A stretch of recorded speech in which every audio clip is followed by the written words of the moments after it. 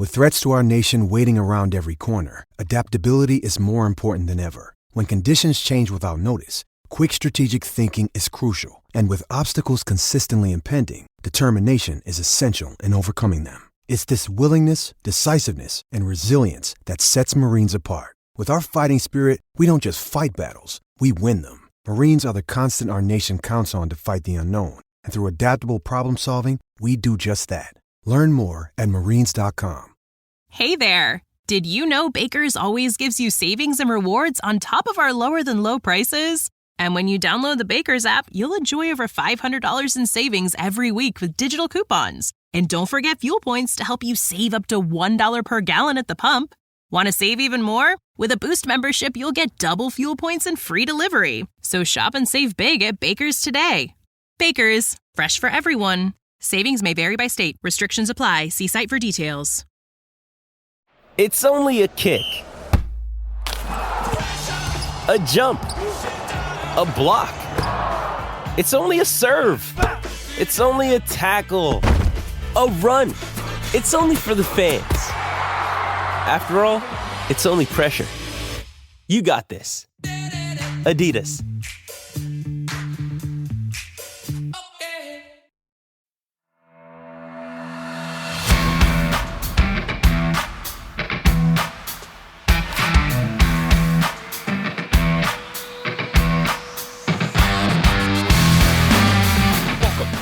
Podcast, the place to catch up on all the regional and national rugby in Wales.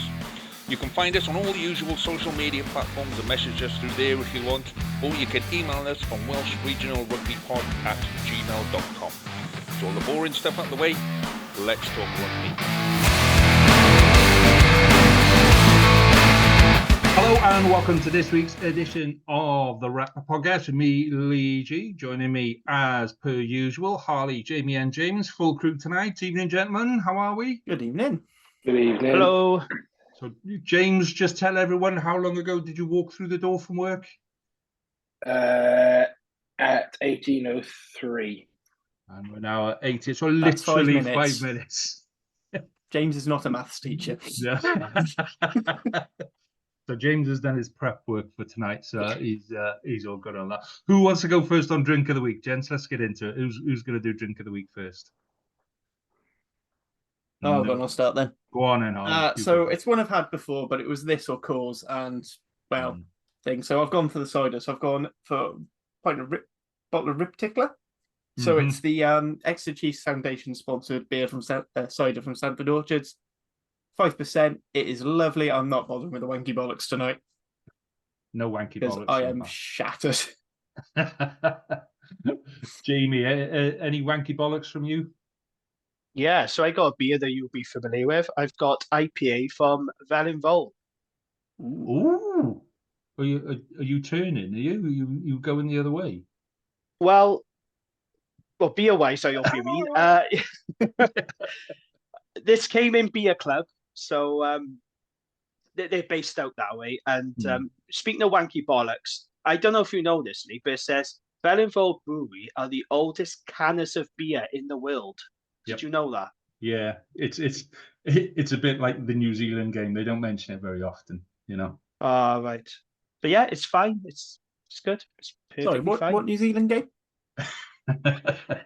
James, I'm assuming that you didn't have enough time to find any wanky bollocks for this evening. No, well, the drink I'm having is refreshingly lemon and lime taste. It's actually some 7-Up. Because it's literally the only thing I could find.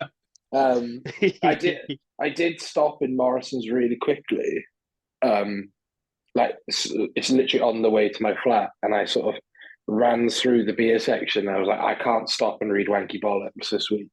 But I did have my eye on some Tiny Rebel that I found. So this is how I select beer now. I was shopping on the weekend and I was looking at the beers, and the type of beer and all of that kind of stuff didn't matter. I was just reading the wanky bollocks and imagining your guys' reaction to when I read this out. How are you guys going to react? That's how I choose beer now. So saying that, I'm still on my Christmas. We're in February and I'm still drinking my Christmas beer. So this one is called Pia Wanga. Yeah, it's a New Zealand beer. Yeah, it's a New Zealand beer, but it's a New Zealand IPA, but it's from the Harbour Brewery, right? So I've got genuine wanky bollocks. So Pia Wanga is one of the Harbour Brewery's New Zealand IPA craft ales. Pia is Maori for beer, and Wanga is Maori for harbour. So the name simply means harbour beer. Blah, blah, blah, blah, blah. Quintessentially. Now, if you've got the word quintessentially on the side of a beer bottle, you need to give your head a wobble, because that's just fucking arseholes on speed, that is. I don't know, this is peak hash. Quintessentially New Zealand, using no less than 3 types of hops from the land of the long white cloud. I can't even say that word. Nelson Chauvin provides strong flavors of lemon, lime, and tropical fruits, whilst Pacific Gem supports the fruity profile with distinct berry aromas and slight bitterness. Blended That with sounds good. I was going to say, it sounds very New Zealand, the bitterness. Sounds like kind of thing. Extra pale malt. This pale ale is very light in colour, but heavy on delicious and stunning flavours. Kia ora. I mean, there's wanky bollocks, and then there's proper full-on wanky bollocks. You know, when it says quintessentially New Zealand, does it mean it comes from the offside position into the side of the box? It slipped in from the side when no one was looking. I do like the design on the bottle, though. That's quite cool. It's nice. But, yeah. I just typed in Pia Wanga into Google Translate. It translates to "You're a wanker for drinking this beer." All right, so I think we've got to get hashtag wanky bollocks trending now. Yeah, I think along that's with enough. hashtag Iron Week. Well, so Jamie's going to do a news desk in a second, but before he does, I've got a bit of a confession to make. So last week, obviously, I wasn't on the pod last week, and I meant to say this on the pod last week. So I put something on our group chat on just to kind of put it out there and see what's what. And it kind of took off, and so I just wanted to. I put a message on our group chat, and then I had to message Jamie separately, and then I had to message Harley separately, and the message to them went like this: "Hey boys, I'm just winding James up about Rhys Henry coming to the Scarlets. Absolutely nothing in it. Completely made up by me." And then I start getting all these messages from everyone going like, "You know that bollocks that you said about Rhys Henry? Yeah, well, James is talking about it on the Ospreys pod, mate." So, yeah, fell for it up line and sinker, didn't you, James? Legit though, it made sense as a move. I was like, do you know what? The Scarlets need on the evidence of Friday. Fuck me, you need him. I was going to see how long it could go for before you told me to fuck off, but you just, when you said, yeah, that's a good move, that is, I just thought, okay, we'll leave that one go, and yeah, you ran with it, man. So can't help that I know rugby. It's just, can't be helped. Anyway, let's do some genuine news desk. Jamie, all yours, mate. Yeah, so let's start with the Scarlets then. They put out a statement today. So coaching changes down west. They put out a statement saying Scarlets can confirm changes to the senior coaching group as of last Monday, the 12th of February. Head coach Dwayne Peel will lead on attack, and Jared Payne has moved to defence. That's mad, isn't it? Defence coach moving to defence. Fair play. Who'd have saw that come in? Whilst also continuing with backs and attack duties. And then they go on to say that Albert Vandenberg, brackets forwards, and Emma Phillips, scrum and contact area, brackets, will continue with their roles. Garth Williams is considering a role with the Scarlets Academy and Development Pathways. So to sum up then, they've got a defence coach doing the defence, and they fucked Garth Williams off out of the senior coaching setup. So, thoughts, Lee? Yeah, I mean, I think there'll be further moves at the end of the season, if I'm honest. We were expecting those to come out now. I think Albert will terminate his stay with us, and I think Albert and Emir are kind of overlapping on each other too much, and it's not really working. So either one of them's going to go, or both of them's going to go. I can see Jared staying in as an out-and-out defence coach. but I'm expecting both of those to go. And yeah, I mean, Gareth Williams, as nice a guy as he is, and everyone says he's a genuinely nice guy, you know, what's to do in the academy at the minute? You know, the academy is absolutely on fire. All the issues that were in the academy last year have gone. There's one person left in academy that needs to go, and by all accounts, he's going at the end of the season as well. So maybe he steps into that role, but yeah, I don't know. I think they'd have been better off saying, right, this is what's going to happen, confirm it for the end of the season. It's good that this is taking effect now. We might see some changes between now and the end of the season, but I think that's the way we've got to treat the rest of the season. Now it's a very long pre-season for next year, and I think that's the best way to look at it now. What I would say, do you want to know a stat? Oh, not off you, no. Text it to me, I'll pretend it's mine. Yeah. The Scarlets have conceded 478 points in 14 games this season. That's an average of 34 a game. Is this what you're saying? No, this is from BBC Scrum 5, mate. This is BBC Scrum 5. It's. I mean, when you look, I spent most of last week doing our videos, our tri-lights, and yours didn't take long then. I think you find that when I did yours, I mean, there were two missing off yours, but nearly all of yours are in close and tight. Your that doesn't sound right. Most of them are intercepts or the other team copy it. No, most of yours are in close and tight, which makes the kind of long ones kind of stand out, like the Morgan Morse try kind of stand out. I think there's only about 2 or 3 which are long ones. So most of your tries come from close in set pieces, whereas most of Scarlets and Cardiff come from further out and turnover ball and stuff like that. So yeah, anyway, going back to Scarlets, I think it was overdue. Just our defence has been shocking, particularly around in close, tight up. The amount of tries that we are leaking around rucks is just fucking abominable. So if he can sort that out, actually, our attack is starting to fire again. So yeah, be happy with that.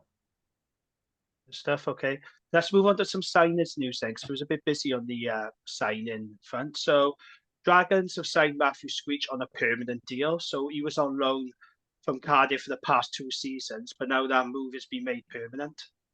Not the most exciting signing, has to be said, but that's just where the Dragons are, unfortunately. And then speaking of Cardiff, they've signed back 5 forward Ben Donnell from Gloucester. That was with immediate effect. Donnell is a former England under-18s and 20s international, so that's a pretty decent pickup for Cardiff there. Moving on to the Scarlets, they signed the South African back rower Jared Taylor. As you know, we played on Friday night for the Stormers. That's with immediate effect. And then in other news that broke today, Scarlets prop Harry O'Connor has been called up to the Wales squad. So as we know, Wales do have injury concerns at tight head. We know that Liam Brown is out at the moment with a shoulder injury. And Archie Griffin is out with a knee injury. He's gone back to Bath. Personally, I think Tom Boffa should have been called up. I think he would have been really good injury cover, and he's a good scrummager. But I guess Wales are looking to the future, so I understand why they've called up Harry O'Connor. But yeah, what are your thoughts on that one then as well, Lee? O'Connor being called up, because that's going to deplete the Scarlets a bit further, isn't it? Yeah, so he'll be back with a broken thumb before Friday. He'll be back sitting at home, broken thumb, because whatever he did it against the Ospreys last year, and he's damaged like the inside of his thumb or whatever, and it just doesn't seem to repair. So you know, a lot of that movement is obviously putting the pressure on there. Apparently, the rugby ball's that big. Yeah, but he's a prop. He doesn't get to see it. You know, he just grabs things and people and just. So apparently that's where the issue is. He's got a problem in his hand, and yeah, you know, it's great for him. It's a great experience and all of that, but it just shafts us again. And we're between that and Alex Craig getting called up for the Scotland squad. For fuck's sake, you know, just somebody go fuck off to the Ospreys. Somebody choose somebody from the Ospreys. It's it's going to be a tough couple of weeks. Tough couple of If weeks. Craig's not the something on match the- day on the 23, he boat has to if come you- back this weekend anyway. So I mean, Craig, it's not going to affect you that much really. And to be honest, it seems the less time players spend with your coaching team, the better they are. So I'd keep him away from there as long as possible, and just to get him to turn up on match day. You boys can all fuck off. You know that, don't you? Yeah. These are words These are words I've taken from your co-host Hugh Griffin, or Catboy, as you know, more affectionately known. Yeah. The Tom Well, Boat. I mean, we're all there. I mean, we're all in those positions. Like, I mean, apart Hmm. from the Ospreys, because all their players are either too old or too not Welsh or too broken. Yeah. The Tom Boat one is weird because he plays a very specific role at the Ospreys, right? In that he is there to scrummage and inspect rucks. That's all he does. Like, he's not carrier. He's not a distributor. He's not any of these things. So while I get the call for Wales to call it for the Wales call, because it's, we're lacking scrummagers, right? We can't just rely on Azarati and if Leon Brown. That's it. We can't rely on Azarati. Yeah, and if Leon Brown decides he wants to train this week, I get it, and I'm very much of the opinion that the props' primary job should be to scrummage, right? But Tom Boter is too old, and he doesn't offer enough for Gatland. The only person I could think of who Gatland said, "This is your job," was Ian Goff, and he was told, all you're going to do is hit rucks all day. You're not going to carry the ball. It's just you're going to hit rucks very hard. And he did, and he was very Thomas good. Francis, he did the similar thing. Yeah, which is Thomas you Francis scrummage is and very hit similar. rucks. That's it. I don't care what else you do. But Thomas Francis was infinitely more mobile than Tom Boter, and that's saying something. I'm infinitely more mobile than Tom Boter. And I look I'm running in slow-mo when I'm sprinting. I've seen statues that move quicker than Tom Boter, and I love him.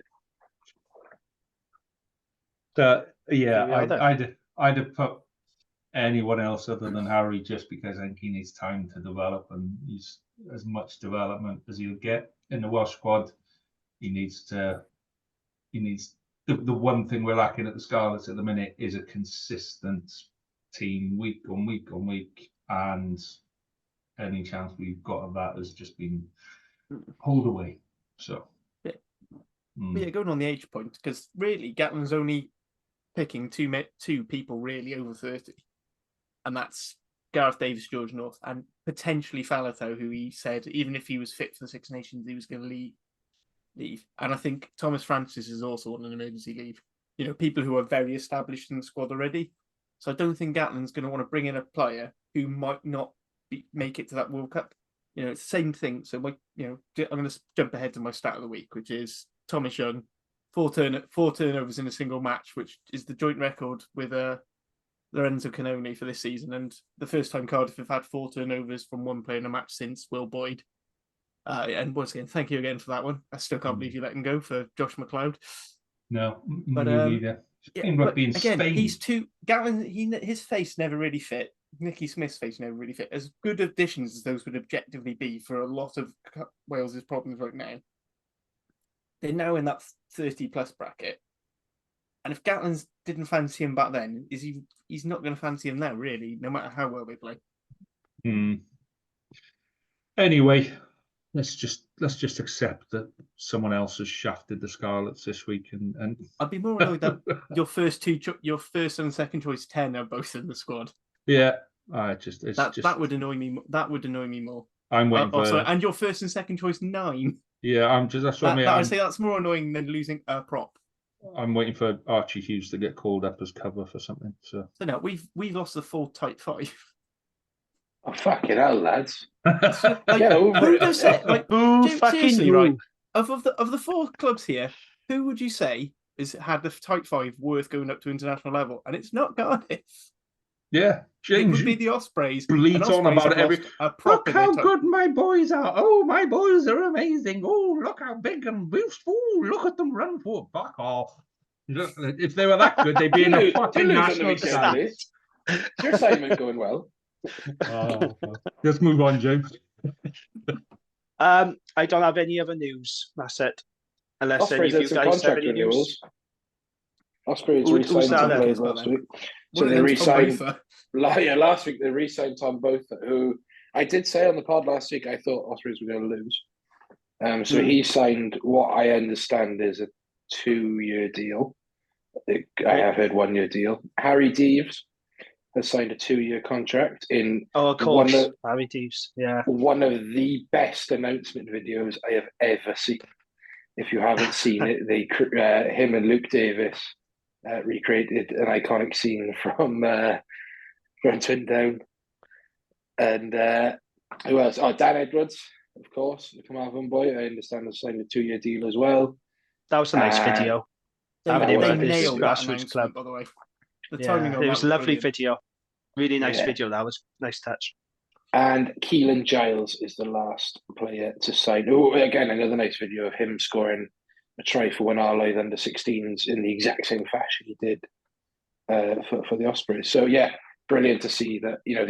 I think these 2-year deals are what you're going to see most regional players get now. Yeah, These Tanger's 2-year been doing that deals. for years, 2 years. They don't offer 3 now. It's a So it's 2 standard, years. unless they really want to keep someone. They tend to offer longer ones to overseas players, don't they? Because I think as well, you don't want to move. As someone who has been on contract, been living fixed term contract, you don't want to be pissing about with 1 year.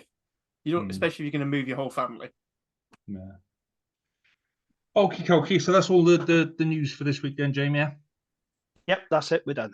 Okay. So let's move on to James's beef and banter then. James, let's you've had a chance to control yourself, calm yourself. Now you've got to kind of get yourself back up, wind yourself back up, and give us some beef and banter from the weekend, mate. So my beef this weekend is Cardiff giving away. No, it's actually Dan. It's Dan McFarlane and his post-match interview after losing to the Ospreys. So he was interviewed by Claire Thomas on Viaplay, who's fantastic, by the way. Really, really good journalist. And he said this. This was quoted as saying, "I'm going to ask and find out because ultimately those 2 instances decided the game in Ospreys' favour." In what he was referring to, he's referring firstly to an offside, which apparently occurred in the interception that led to the Kieran Williams try. There are only 2 offsides I can think of that would have been given. It was Harry Deeves shot up, but then tracked back and never got involved in the tackle. And the other one would be Jack Walsh, but the assistant referee is in the best place to see that, and it wasn't called. The other one is Tom Stewart, the Ulster hooker and try scorer, on the back of a maul, who changed his bind and was clearly warned by the referee twice to break off. From that, Ospreys got a scrum, in which they got a free kick and went downfield. Jack Walsh puts a grubber in. Jacob Stockdale foolishly guides it out. Then the drop goal happens, so they lose the game. This interview has not gone down well, put it that way.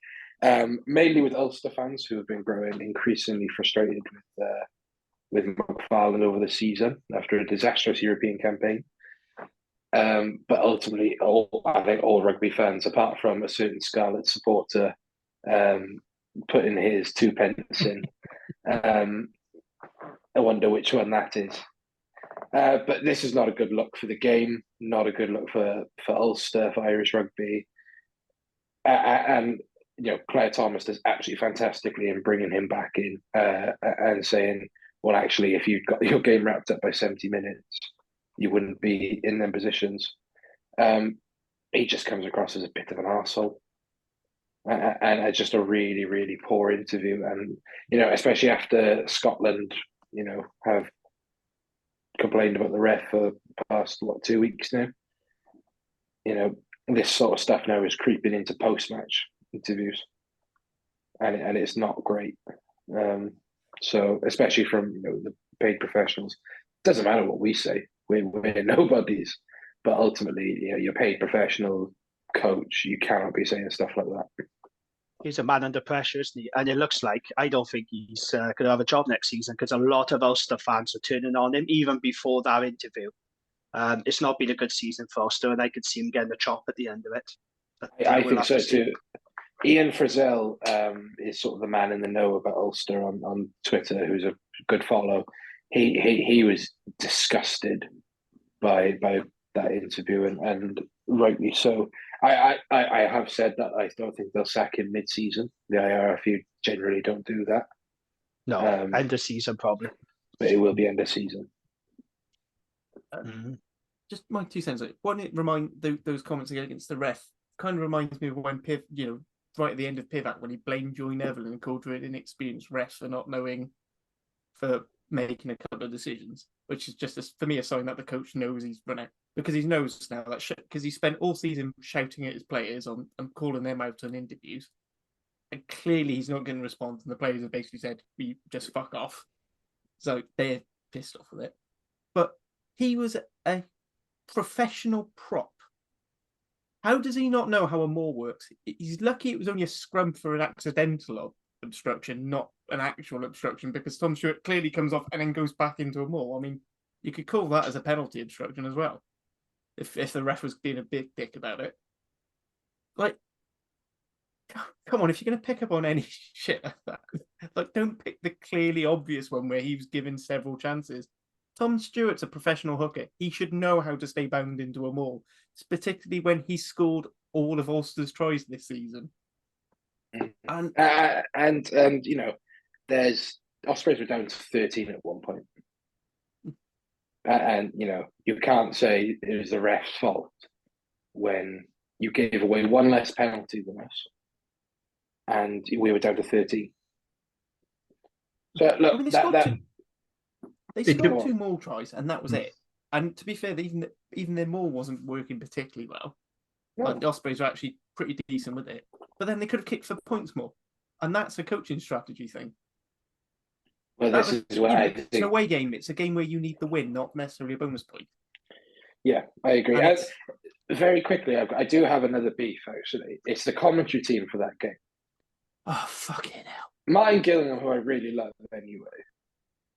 But Craig Gilroy and Gareth Anscombe, the two most miserable bastards in... Oh, my God. Gareth Anscombe clearly hates the Ospreys, and it's hilarious. And Craig Gilroy, his hatred for Dan McFarland is unbelievable. I absolutely fucking love it. Can I just say, just in case anyone's listening with lawyers and stuff like that, James is just winding you up. James doesn't mean it. He's just giving an opinion. He's not stating fact, and it's just an opinion. As if you're going to sue anyone, sue James. It's fine. I'll go as far to say is that commentary actually made an already bad game worse. Yeah, because I had to listen to the shit as well as watch it. But I agree. If you you could have done much more about that. The thing that winds me up with commentary, right? In the Scarlets game, so we had 2 Cardiff boys in commentary for the Cardiff game, for the Scarlets game, right? So we kicked the ball. Shut up, Tom. We kicked the ball to Munster, right? And they went into a ruck, and there were no Scarlets defenders there. We just defended it and went, right, okay, hoofed it back to us. We hoofed it back to them. They did exactly the same thing again. They put 4-5 men into a caterpillar ruck. Scarlets didn't defend it. There was nobody in challenging that ruck. Yeah, they all went back. They hoofed it back to us. And while they were doing those 2 rucks, right? So Richie Rees goes, that's good control from Munster there. They're showing, clearly a tactic there to protect the ball, and they're going to kick it back down. Comes back to us. We did exactly the same thing. Yeah. So we took the ball in, contact.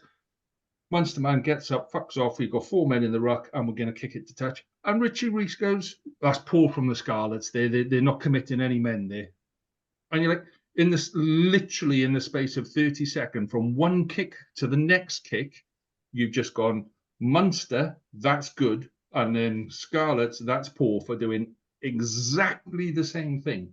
Yeah. But Munster are good and you're shit. It's irrelevant, mate. If you're going to be a commentator, if you're going to be on a TV show and pretend to be, you're going to put yourself up and you're going to pretend to be neutral, then at least make the effort to not contradict yourself in the same fucking play 30 seconds apart.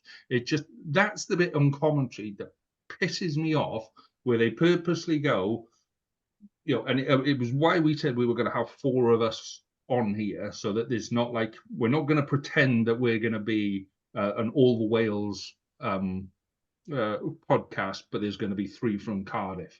Yeah, there's 4 of us, different points of view. If you're going to sit there, if you're going to pretend to be neutral, at least make the fucking effort to be neutral on that. Anyway, that's your beef and banter, don't we? Yeah. Cool, I'm done. I'm done. So is Lee. Oh God! You can tell it's a decent beer this week as well, because it's actually going down. It's somebody almost tried to give me a one of those sour beers, Jim. Again, didn't go down very well. Did not go down very well at all. It was Don't know what you're missing. You should have taken it. Be grateful for taking it. It was almost the end of a friendship. It was. Right. Let's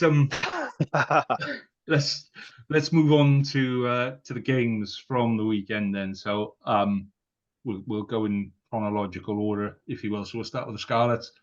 In 60 minutes we were 14-7 down, and we'd fucked up an attack on their line, and we'd had 2 clear opportunities to kick that we turned down. So, I've seen a lot of stuff on social media about, dig a hole and bury ourselves and all that kind of stuff. I've got more Cardiff and Ospreys people on our timeline now telling, we do the 3 words, your 3-word thoughts, and it's all Ospreys and Cardiff supporters telling us how shit the Scarlets are. And the Scarlet supporters going like, well, we were good for 60 minutes. So, we were good for 60 minutes. I don't think Sam Lousey's a captain, in all honesty. I thought some of the decisions that we made with him as captain were poor. There was a couple of instances where Dinky was just losing his shit with him. And you got to do this, you got to do that. I thought Dinky, first game back, he played against Exeter, but his first competitive game, 150 appearances for the Scarlets, and he had his little boy there and all that kind of stuff. I thought he had a decent enough game, but we just, when it just collapsed in such a big way. And you could almost feel it coming, because you could see the difference between the first half, where we were competitive, we were stopping them. Some of our defence in the first half was superb. They couldn't take us on up front, and they couldn't take us on in the backs. So, they were kicking the ball and we were in the back. So, that worked well. But then when it started falling apart, it just fell apart massively. And I guess the bit with that is, that comes down to the team spirit and the effort. Are you willing to pull for each other? And I just think the spirit in camp at the minute is, they've had kicking after kicking after kicking this year. And then it's really, really hard to pull yourself together when you're like that, And we've all been in teams where that's been the case, as good as you think your team is, for whatever reason, it's just not firing, it's just not working. And you're sitting there going like, well, what the fuck, what's happening? So when you start going downhill, a couple of your boys will switch off, and ultimately they're the boys that will leave at the end of the season, and the boys that want to work hard will be the ones left. So, yeah, it's same old. There were a lot of good points in there. There were a lot of people that put their hand. Joe Roberts taught George North how to defend at 13. Fucking hell. Well, go and watch the highlights reel, mate. And all the stuff we're saying where he drifts off on a 13. Yeah, this is what George North doesn't do. George North can't defend at 13. Watch what Joe Roberts, and this is what we're talking about. Joe Roberts will drift off, and he will cut the 15 and he will cut the 13. And he stopped 4 or 5 clear try scoring opportunities simply by reading the play. Okay. And he puts himself in a position where they haven't got an opportunity to move the ball. It can't go deep, it can't go wide, it can't go over the top. And by the time they've realised it, it's cut out. So, he had an absolutely superb game. His try was superb. But yeah, Try was good. I'll give him that one. The try was very good. But that comes, Joe Roberts and Eddie James, I think, played together in academy for a season, and it just comes from that understanding and that knowledge. He ran a tight angle on his shoulder. And if you look, he's run that angle twice before where Eddie hasn't given the ball and he's gone into contact. And then when the timing is right, pop out it comes and, it was a clear run-in. So, yeah, there were positives to pull from it. But then you look at the scoreline and you go, how can you pull positives from that? But there were positives for the first 60 minutes, definitely. So, I said I've got a few things from Catboy because he wasn't sure if you're going to be on tonight, Lee. So, so I'm just going to reiterate a couple of his points and I'll quickly add on my own thoughts. So he pointed out that 42% of the games played in the Scarlets 22, and that basically every single Scarlets player made double-figure tackles. Yeah. So it's no wonder they dropped off after 60 because they were fucked. And then it's not like you really have the bench to bring on because you were losing your back five forwards too quickly. Well, we had which is fucking shit. an academy hooker who was meant to come on for 10, 15 minutes at hooker, and our academy hooker came on for 25 minutes in the back row. That's where we were. Yeah. So and then you had a hooker who your starting hooker, who I thought was a debutant because of the way he was playing. I didn't realise you've had Schwartz for a couple of games. He did not have a good day. He's caught the Welsh lineout throwing bug. But I think you're right about Lousy being captain. Do you reckon Peel just did it because he thought, well, the rest going to spend most of his time talking to Lousy anyway. Might as well make him captain. The rumour was that Lousy had signed to go to Southern Hemisphere and was trying to get out of his contract early. That's where the injuries come in. And these are rumours. These are unfounded rumours, but they're rumours that have come from 4 or 5 different people. So his injury was, he'd played his required number of games and he wanted to be released and to go and play Southern Hemisphere rugby. And that all seems to have died a death, and now he's back playing and then got made captain. So everyone's kind of gone like, oh, hang on, is he staying then?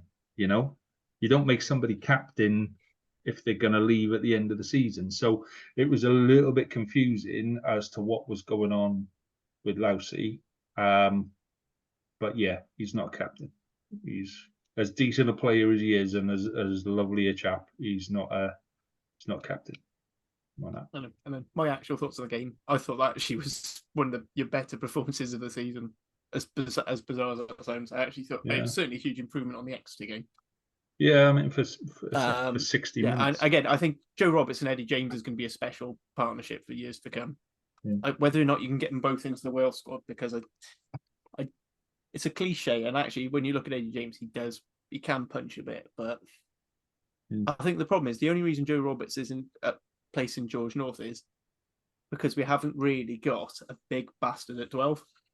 Yeah. And I think it's literally that. I think if Max, say if someone like Max Llewellyn was actually playing regular rugby, you'd probably see someone like him at 12, and then you could make space for Joe Roberts. Well, we'll talk about Irish selection later. So let's move on to the Cardiff game. So Harley, you give us your rundown on the Cardiff game, mate. Well, I'll just go back and look at everything other than the Stormers and the Dragons games, really. Yet another valiant defeat. I'll be honest, I'm getting a bit hacked off with saying it, to be honest. I mean, I know it's hard, and when we at the start of the season, we had eight people in the groundskeeper to try and do a scrum practice, and and we're doing a lot better than we thought then. But I feel, if anything, we've just stagnated. We've hit this.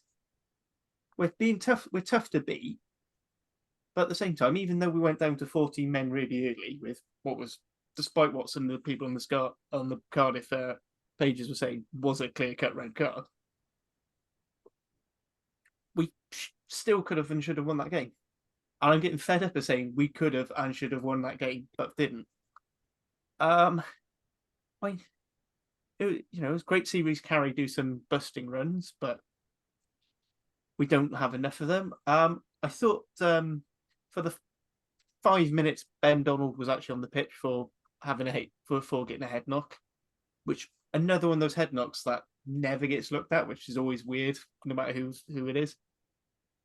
It's just frustrating, to be honest.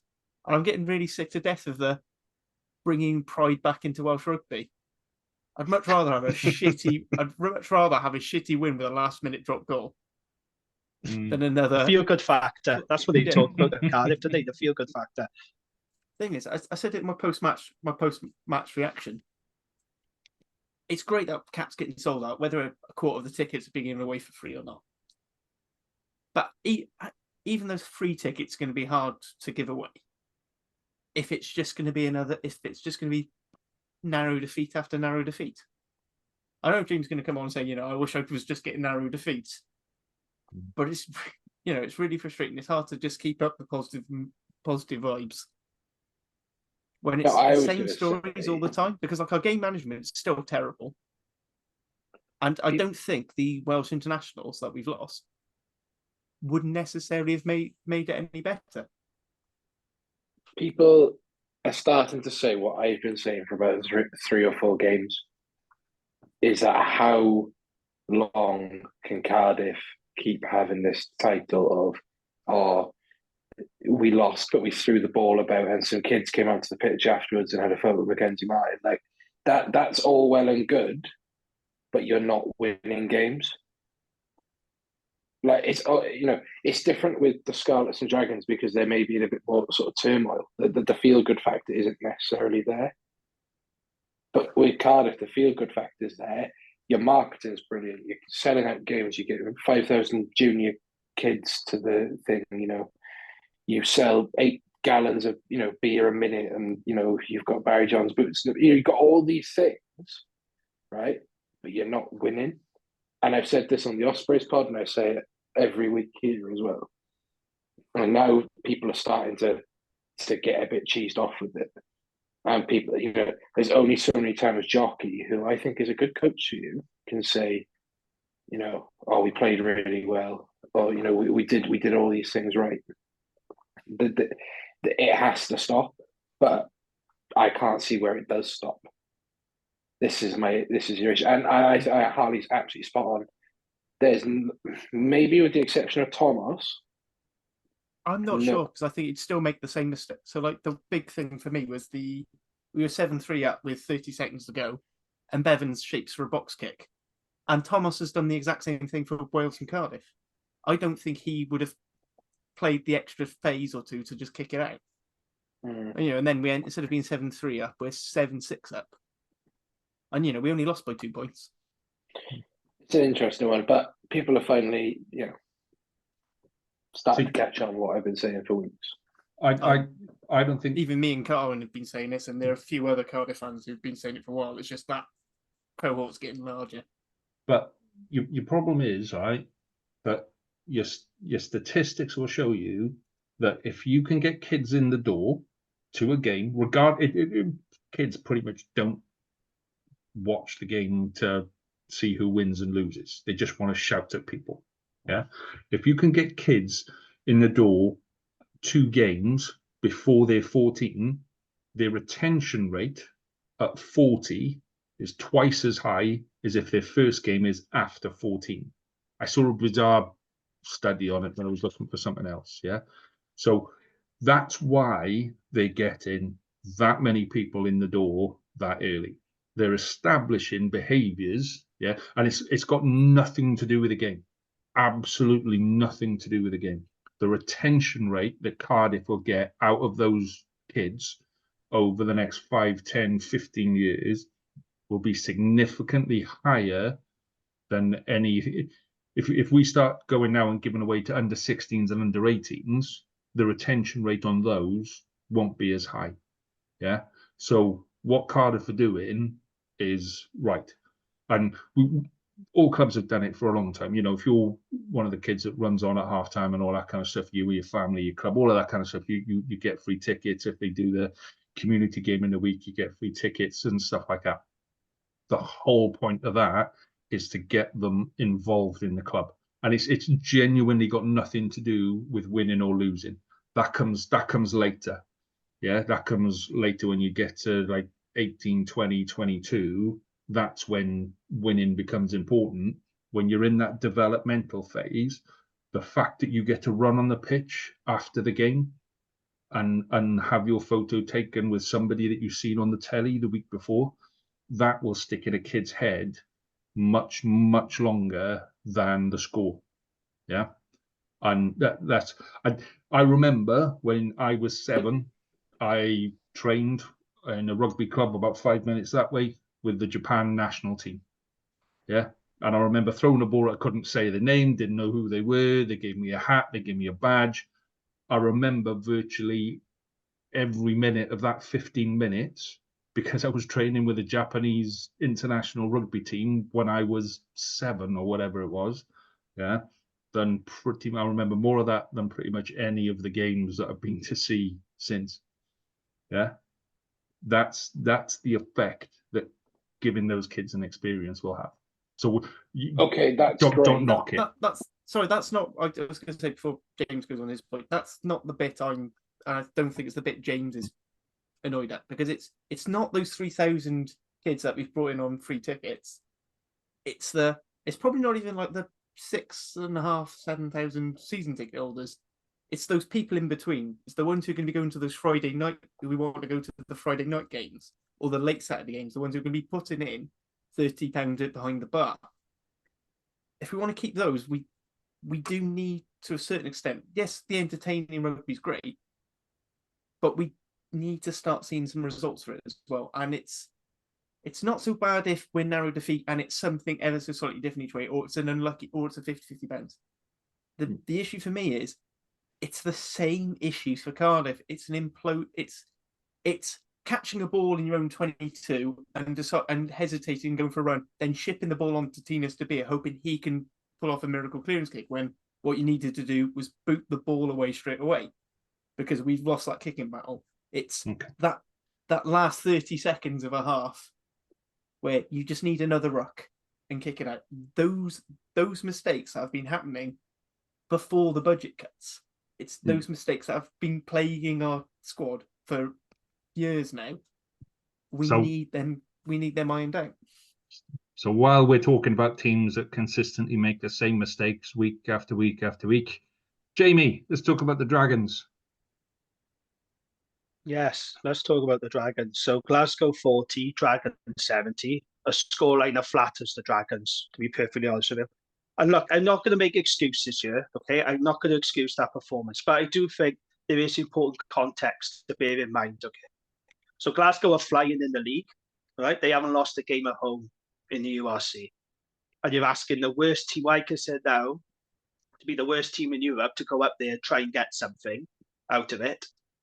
That's just not going to happen when you bear in mind that Dragons had 21 players unavailable going into this game. Yeah, so Glasgow had 4 players released from Scotland. Dragons had 1 player. We had Kai Evans returned. We are absolutely ravaged by injury at the moment. And in this game alone, George Young went off, Kai Evans went off, Rodri Jones, Dan Lydiard, and Jared Rosser all went off injured. So it's extra injuries now to add on top of what we already got, right? Having said that, that performance was completely unacceptable. And I'm getting sick and tired of saying the same thing on this podcast and on the Dragon Slayer podcast I do with Gav. I'm getting really tired of repeating myself about the errors, about not doing the basics right, the lack of leadership, what I consider the work rate, the lack of work rate and effort that's going into these games. And I don't want to call players out. I don't want to accuse. No one goes out to a rugby field to be shit, right? But it's just not a good look to be thrown in the towel so early. And, you know, to be conceding, 2 tries in the first 3 minutes. That's pathetic. It's absolutely pathetic. And the first try on 30 seconds, I mean, you got Joe Davis there, who's a big lad, right? He's got 124 Dragons appearances. You got Dan Lydiate there, British Lion, Welsh international. How did they let him wiggle through like that? How can you let a guy just go through you like that? It was absolutely pathetic. And it's just like we see in the Cardiff game. There's just too many one-on-one tackles being missed. And the defence now is really causing an issue. Though we know we haven't got a defence coach. David Buttress explained the reasons why on the pod. We knew that he had to cover a deficit when he took over. I get it. We couldn't afford a defence coach. And nobody was expecting Simon Cross to leave when he did. But by God, not having a defence coach is really killing us. But having said that, I can't understand why players are missing one-on-one tackles like that. It's just not acceptable. I mean, the game was over after 15 minutes. I mean, come on, it's just pathetic. And the stats, I don't know if any of you have seen the stats. They make for really grim reading, right? So Glasgow made 25 clean breaks. They beat 39 defenders, and they racked up 759 metres, right? This is the Dragon stats. Dragons made 0 clean breaks. They missed 39 tackles, and they had a success rate of 78%.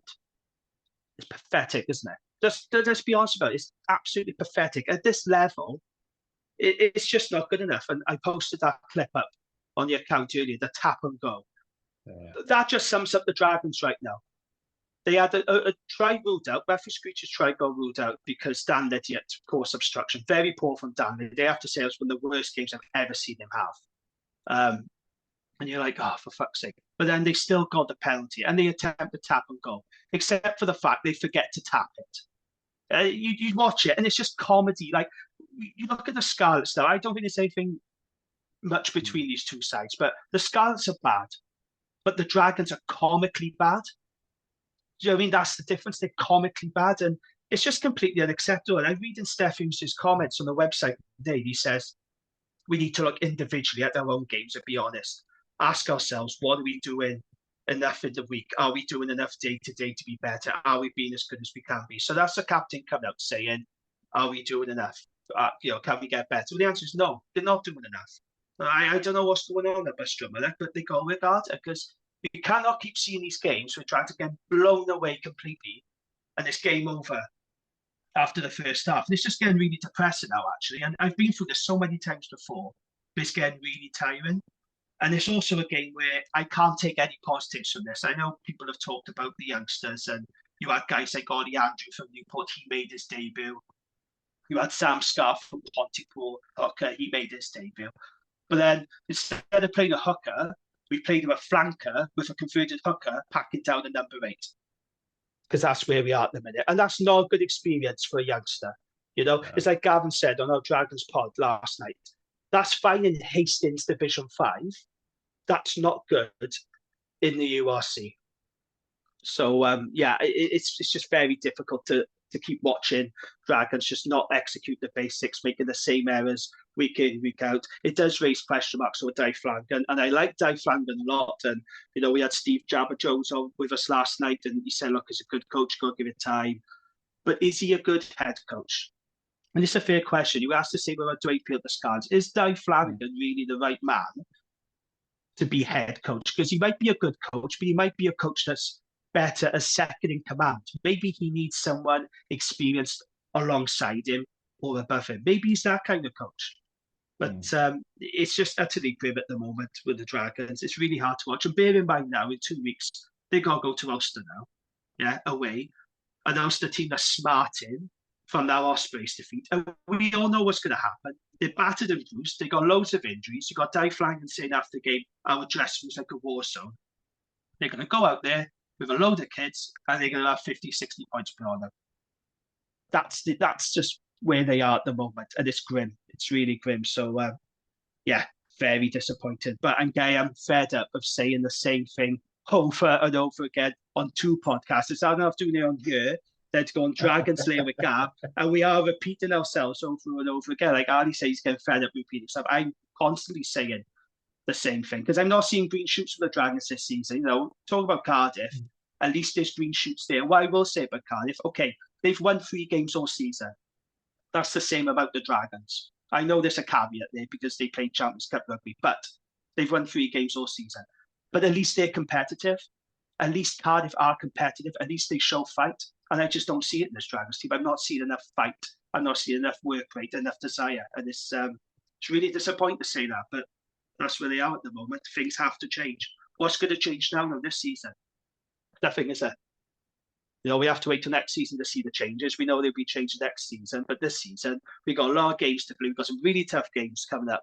Bulls, Stormers, Connacht, like I said, Ulster away. I can't see us winning another game this season. I asked Gav that last night, and he was struggling. We got Zebra at home, but that's not good me, because Zebra nearly beat Edinburgh on Friday night. So I'm really struggling to see where the next win is coming from. Yeah, that's it. Now I'm done. I'm done. I was looking for the words to kind of try to make you feel better for a second there, James. I just but you can't take positives out of a performance like that. Normally we always try to be positive on the Dragons pod, because you got to be careful. If you're too negative, that can put off some supporters. But I said on the pod last night, I'm struggling now to be positive about what's happening at the Dragons this season and that performance. I can't take positives out of a performance like that where the game is over after 15 minutes. I can't, and I won't. It's disingenuous to do it. I won't do that. So I'll be honest. Before we move on to Mr. Positivity himself, I'll just drop a quick line in there about some of the stuff we've got coming on social media, where we're gonna be in a position to start looking at we've now got like video feeds from the URC and stuff like that, so we can start doing analysis games, so we can start looking at defense, we can start looking at where did stuff go right in attack and all of that kind of malarkey. So if that is your sort of thing, and I'll be honest, at the minute I'm struggling with time to do anything, so it may be a couple of weeks, but it's definitely coming. It'll probably come after my next assignment has been handed in, but that's the sort of thing that we can look at on there, and we can really pull this stuff apart and go, why is the Scarlets' defense so poor? Where is the Dragons' defense leaking and things like that? And if that's your sort of thing, like and subscribe to our YouTube channel, because it is coming to the last week. Like I say, I put the Tri-Lights videos up there, which is actually quite good. A lot of your tries, Jamie, come from second phase off lineouts. Like virtually every single one of your lineout has been one positive. Yeah. A lineout just won the few parts of our game that's gone well. Actually, can I just say as well, it's really good of the URC to let us do this as well. I think credit needs to go to the URC for allowing us to have that access to it. Yeah. And they give us all the same stats that they put out onto their website and stuff. So there's huge. Yeah, for all the stuff they get, they do I well. find daunting. Hugh loves, but I find it quite scary actually when I try to have a look at it. How many tabs have you looked into, Harley? There's like about 250 tabs across the bottom. At the bottom, I reckon you've got to about 10. I've gotten through about 6 or 7 because I was looking for some very specific things at the time. You still haven't sent me this yet. I would just have to. There's a reason for that, mate. There's a reason. Send it to me. It's in the shared folder. We have a shared good. So listeners, we have a shared. There's a point actually, folder, but James doesn't know how to find it. James can't work a computer. He's still sat there with his chalk and his blackboard, going, "Now, children, repeat after me." So come on then, Mr. Positivity, with you. But before that, because for the beauty of the visual listeners, James just had a great big mouthful or something. So I just wanted to add one point I had about the Dragons. Go on in. But it's like, because everyone at the start of the season was saying they thought the Dragons would do quite well because their budget didn't change and they were able, for any players they lost, they regained. Do you think the problem was you sort of lost more quality than you necessarily brought in, James? Or is it just, or do you think it's just one of those freak injury storms which has left you in the shit? I do think we've badly missed Will Rowlands. Badly missed him because we were more competitive when he was in the team. And I think we've missed Moriarty as well. We've missed that physical edge, that grunt. I was happy with the recruitment, but, I can understand what you're saying. I remember making my prediction on here, and I did on social media. I predicted the Dragons to be 13th, or was it 14th? And I had people say to me, Oh, that's a bit negative. I thought you'd have the Dragons higher up, because they've had the least disruption. When you consider Cardiff were in chaos, Ospreys had lost loads of players. Dragons were the most settled team out of all 4 regions, weren't they? And they didn't lose that many players, but it's very disappointing that we're this bad. I knew we'd struggle, don't get me wrong, but it's the cycle, isn't it? Dave Flanger's talked about breaking the cycle. Every season, there's always that little bit of positivity, a bit of optimism. But when we get to this stage of the season, like the second part, it goes to shit all the time. And something needs to happen to break that cycle of despair. But I don't know what it is. Okay. Right. So me and Jamie are lucky for this bit because we've got headphones on. So we can take our headphones off and put them down and wait till James has stopped talking. But Harley, I'm afraid, mate, you got earbuds in. Even better. You take your buds out. James, you take yours. James, you crack on, son. Good win, that. No, it wasn't. Yeah, a poor game for the spectator. As an Ospreys fan, it was both equal parts frustrating, but also really engaging. And, in the IRE group chat, we were all convinced that we were dead and buried, especially after that. You had sort of the Tom Stewart, you had the yellow cards, Jake Flannery hits that penalty then on 74, 76 minutes, and you're like, this is done. You know what? It's been error-ridden game, but we just probably couldn't break Ulster's defence. And then, just 20 years old hitting a 40-metre drop goal like that. Poor. But this team does not know when it's beat. And that's an overarching theme in this squad this season, is they do not know when they're beat. Is that fight and determination for each other. And Lee, you touched on it earlier with the Scarlets, is that when you've had so many kick-ins like that, it's hard to get yourself up for that next tackle or that next phase or to carry that next ball. But when you've got a culture and a team spirit that is evident, is at the Ospreys, you want to do that. And you can see in every post-match interview that that's evident. The Justin Tipperick one was brilliant. I tweeted out saying, a bit tongue-in-cheek, but he is a product of a very, very good academy. Is bigging up the next batch or another batch of, talent coming through that academy. You've got Toby Booth in the post-match press conference purposely taking in 20-year-old Lewis Lloyd, the hooker, so he can celebrate him and the youth. I mean, there's so many things to like about this team. I don't. In a way, I don't care about the actual game because you win it in literally 79-58 was when that ball went over. And I was one of them, like, shit, they're kicking off. And do you know what? Fair play to Harry Deeves and Ben Warren, right? Ben Warren was the only person who stayed in Ulster's half, meaning they couldn't kick off. So the Ospreys could have their little celebration, like jumping on it, which is brilliant. Right? But then Harry Deeves looks up like, shit, they want to kick off. And Nicky Smith's on the pitch. He's already been subbed off. Like, they all have to run off. But the match doesn't matter. The stats don't matter. And actually, everyone says, Ulster deserved to win that game. They threw it away. The stats tell a different story. The stats tell that Ospreys, were better with ball in hand. They kicked better.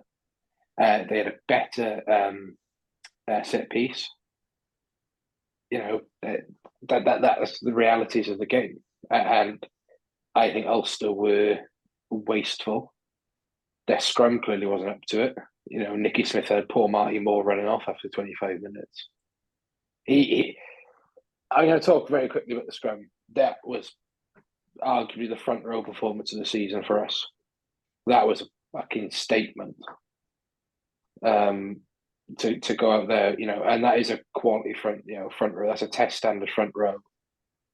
And they demolished that Ulster scrum. and that had three good players in that front row. Ian Henderson behind, Nick Tim. That's a big Ulster pack. They don't get pushed around that much. But a shout out to the two South African lads coming in.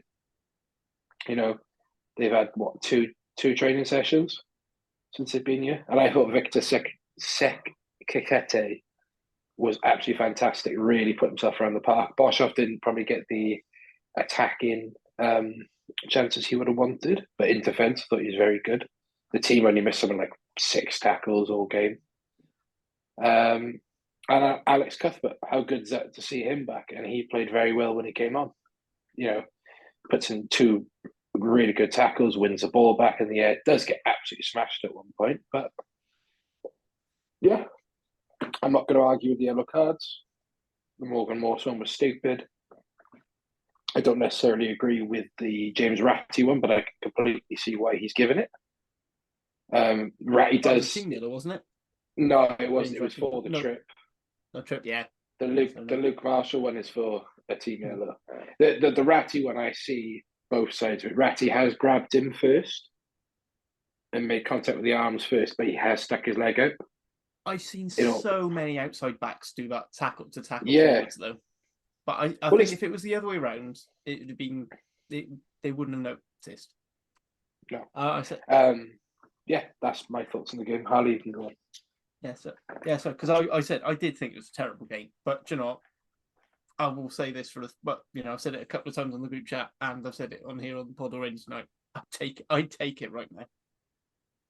I mean, right, yeah, we're sitting up. We're quite clear. There seems to be you've sort of got the top 12, and then you've got this bottom 4, and Cardiff are right on the bottom of there. And I don't think it would take too much for one of the other teams to catch us up. But and it's nice it is that we're averaging we're averaging a draw a game. If you look at the points, if you look at how many points we've actually earned and what we earned per game, but it was good. It wasn't a great game.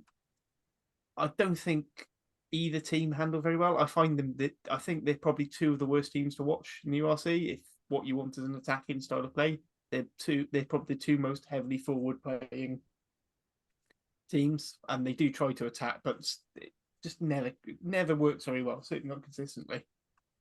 Ulster should have played smarter. They were given plenty of opportunities by the Ospreys to just kick points and keep that scoreboard ticking over, but they thought they could outmaul them, and it didn't work. And kudos to the Ospreys for basically scrumming them to death.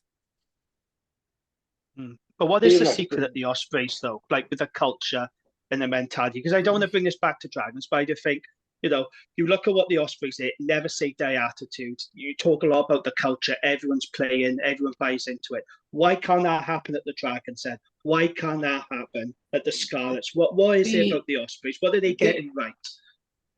This is, you're probably starting to see with the Ospreys the result of a long-term plan. Toby Booth came in and was very clear at the start about what he wanted his team and his culture to be. And I said this when Toby Booth made his first batch of signings, right? Who did he sign? He signed Matt Prothero, Swansea boy, was playing at Bristol, brought him back. Rhys Davis, Swansea boy, brought him back. You then sign a couple of others. You get like Ben Warren into the academy, things like this. Anyway, you bring in a core of young Welsh players in, right? You then offload a lot of dead weight over a certain time, or players that are not going to buy into that culture, right?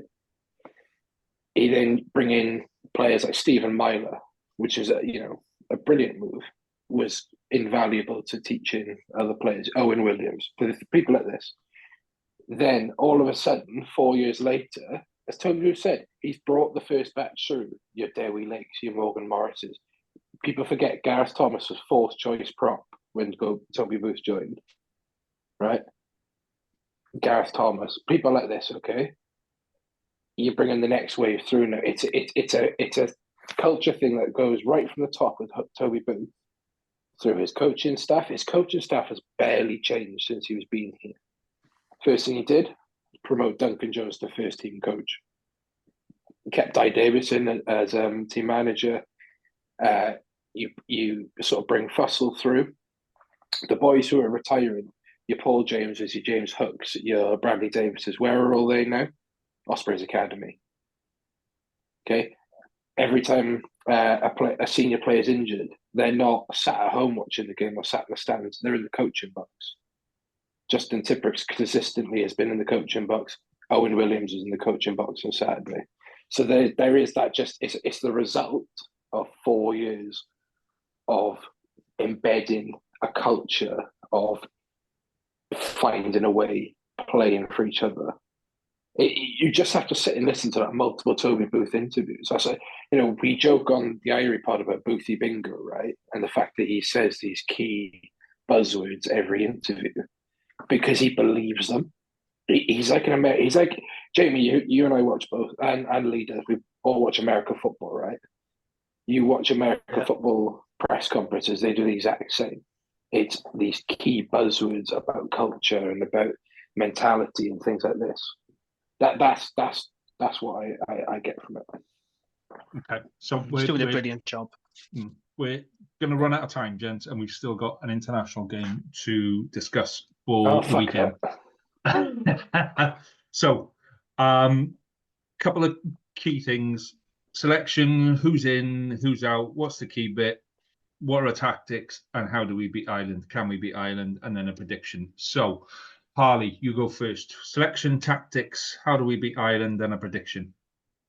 I imagine basically take the England team sheet. Kai Evans is obviously out with the name. I don't know how bad that injury was against the Dragons, but I imagine if Costello's back, he comes in to 10, going back to the bench, and then it's probably going to be Dylan Lewis on the bench, and then carry on, same as. Ireland team, basically, a 4-year-old can name their team because Hugo Keenan, even when he's on a third of a leg, is still going to be playing 15 for them. The only real selection is which one of the three front second rows is on the bench out of James Ryan, Byrne, and Joe McCarthy. That's probably going to be a Byrne and Joe McCarthy. I think that's Ryan on the bench. Back rows picks itself. Tactics wise, hope. Because I think the only way you're stopping this Ireland juggernaut is if they somehow all get diphtheria the night before, and they have to cancel the game. Because really, the only real weakness is probably Andrew Porter at loose head in the scrum, and I don't think Wales have the personnel to make that count. I don't think we necessarily have the scrum to milk penalties out of it. I'm not sure we've necessarily got the experience in game management to make the most out of those penalties, even if we got them.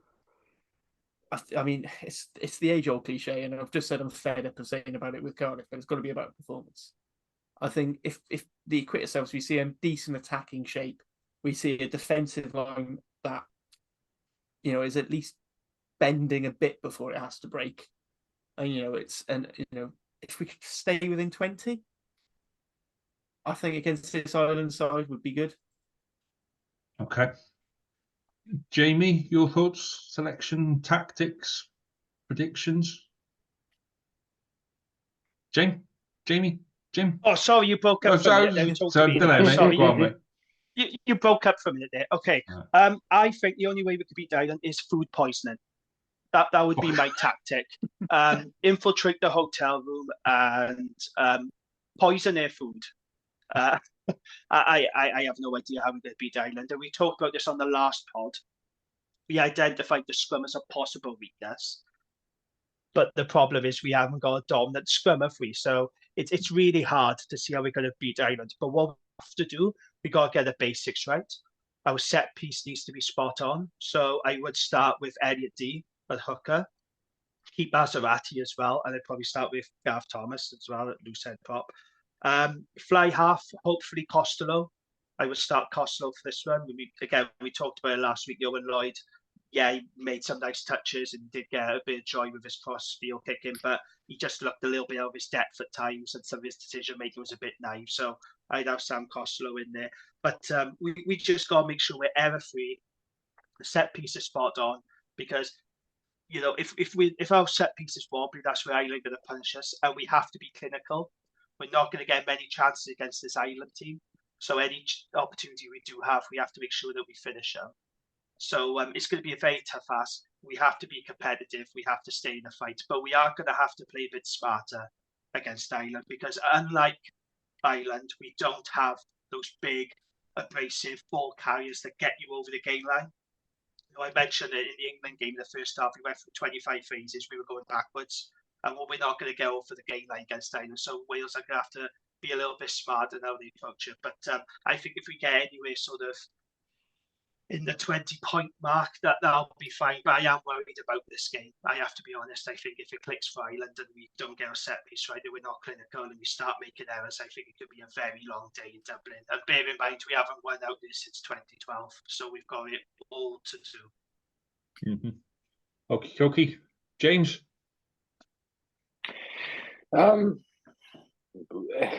We don't win. It's simple as, unfortunately.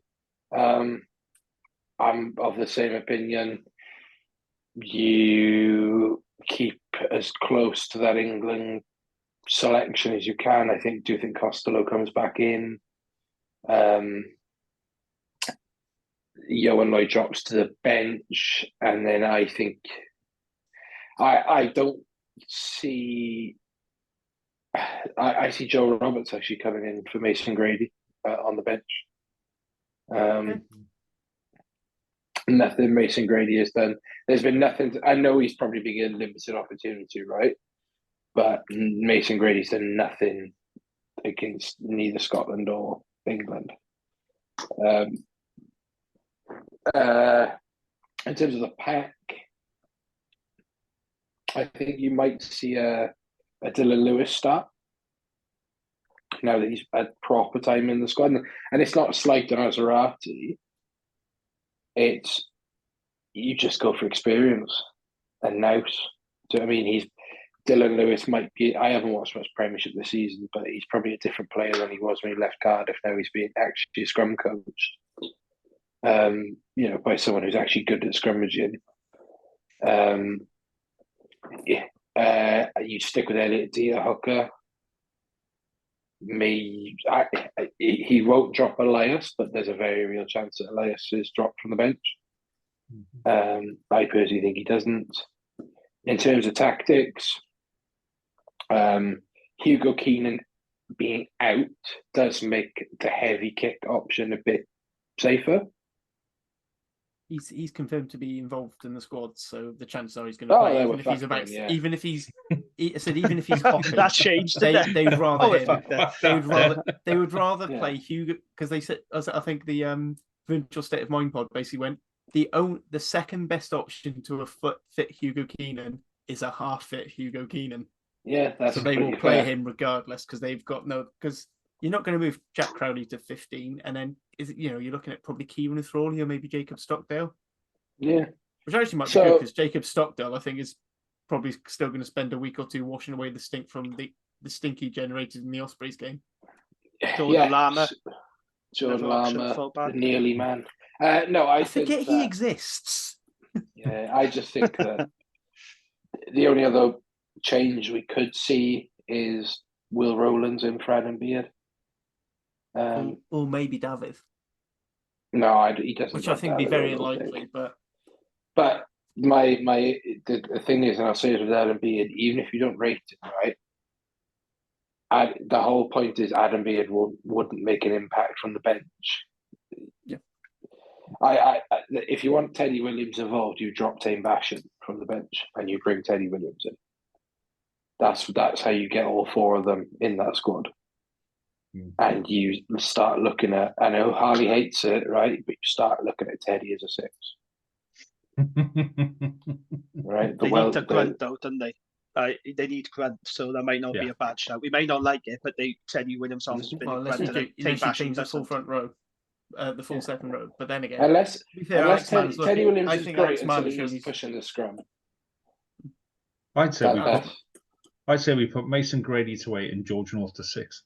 I think that's a good option for a fast, dynamic, big pack. I was going to say, it'd be very athletic. I'm not sure how good it'd be with all the other bits. So, yeah, it's all feeling a bit doom and gloom, boys, isn't it? It's all kind of, it's a difficult. You tell us how Wales will win by one. Wales by one, yeah.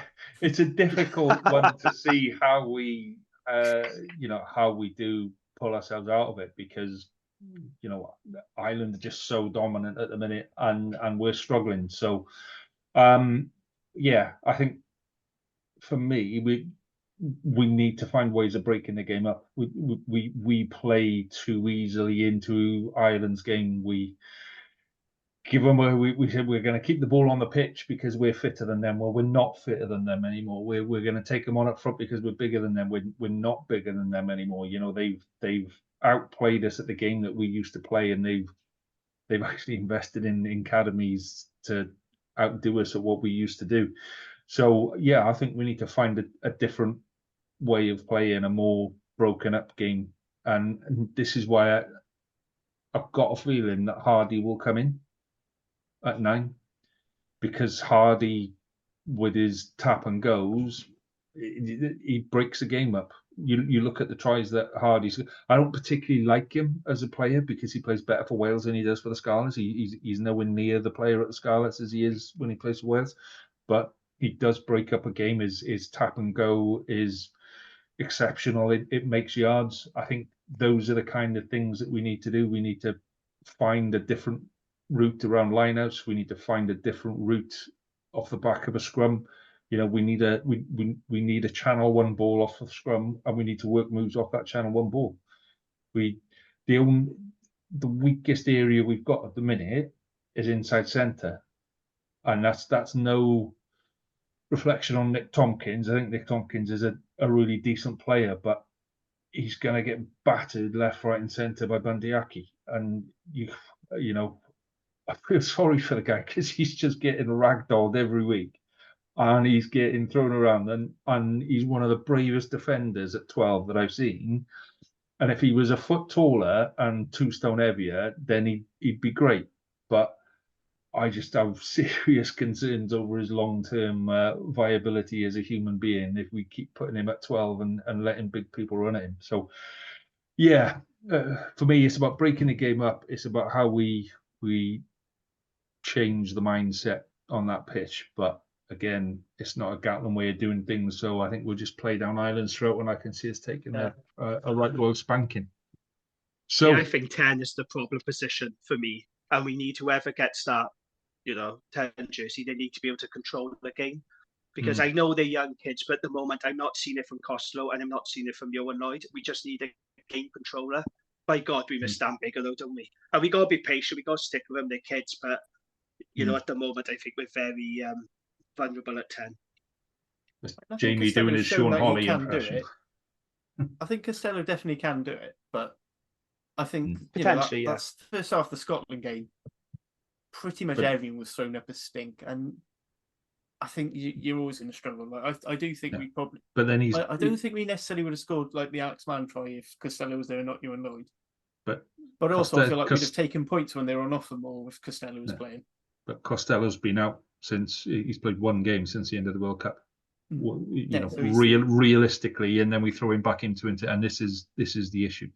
Right, gentlemen, we are running out of time rapidly, so I will say one more time about our YouTube channel. To subscribe to it, we've got some really, really cool things coming on there, so please do like and share and tell your friends, because those bastards are making money out of us, and until we get to 500, we aren't going to hope in hell of getting any of that. So, yeah. Do your best to maybe get pissed before the game. Maybe not wait until halfway through. Maybe not have a good session before the game, and then maybe pass out about halfway through the first half. Maybe wake up 10 minutes ago, something like that. Maybe that's the way to enjoy the game. I don't know, but it's going to be a tough one. Okay, well we will be back again next week. Enjoy your rugby, gentlemen. All the very best. Have a good one. And I shall catch up with you next week. Toodle pips. Bye now. Ta-ra.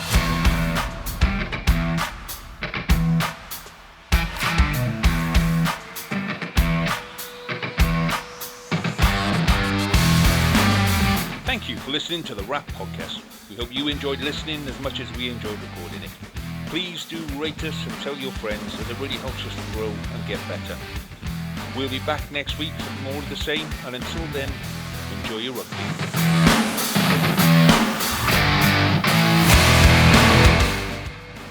Sports Social Podcast Network.